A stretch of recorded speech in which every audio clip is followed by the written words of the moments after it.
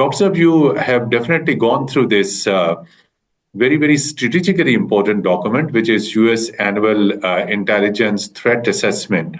I would like to seek your comment that how it is different from previous Biden administration, because when there was Biden administration in power, their threat assessment angles and approach used to be different one, and this one is totally different one. So why there is a difference while the Democrats when they were in power and no Republicans? The US has a long-standing tradition of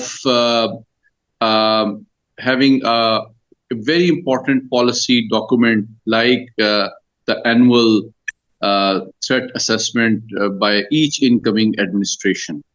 And if we were to trace US history after Second World War, in the last 80 years, we have witnessed that each incoming new administration brings its own annual intelligence threat assessment, which is a very useful and informative document because it was presented by the Director of National Intelligence before the US Congress, Tulsi Gabbard, and it indicates the US several intelligence agencies' assessment, priorities, approaches, concerns regarding not just friends, allies, and partners, but also towards challengers, enemies, terrorists, and other non-state actors and criminals.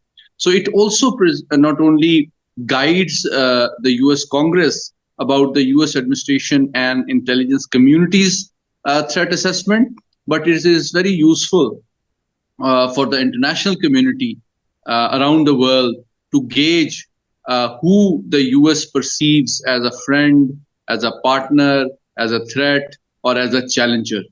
And it is useful to shape their relations and policies accordingly.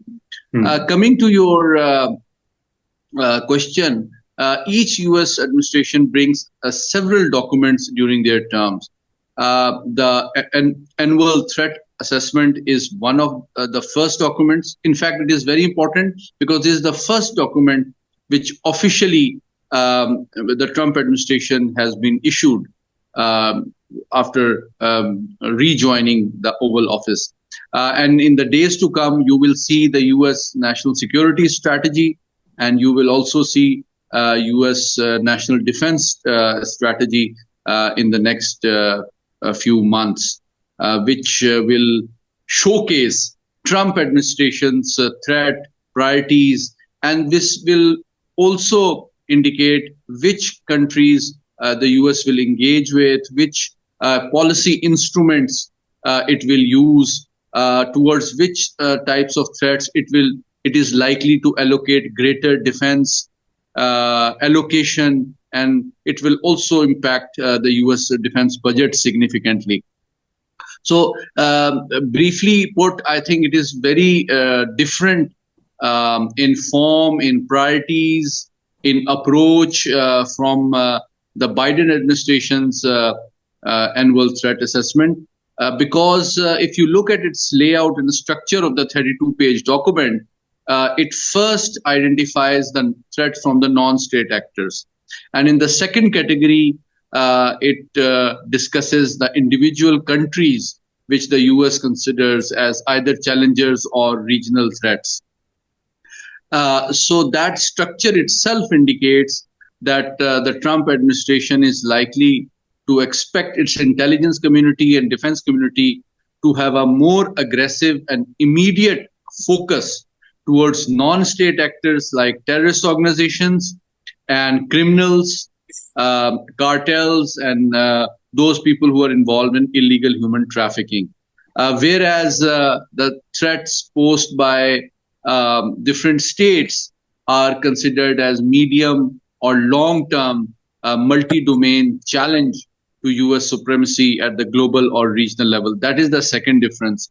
The third difference is there is a greater emphasis on unilateral use of economic coercion, technology denial, and disrupting the global supply chain of China.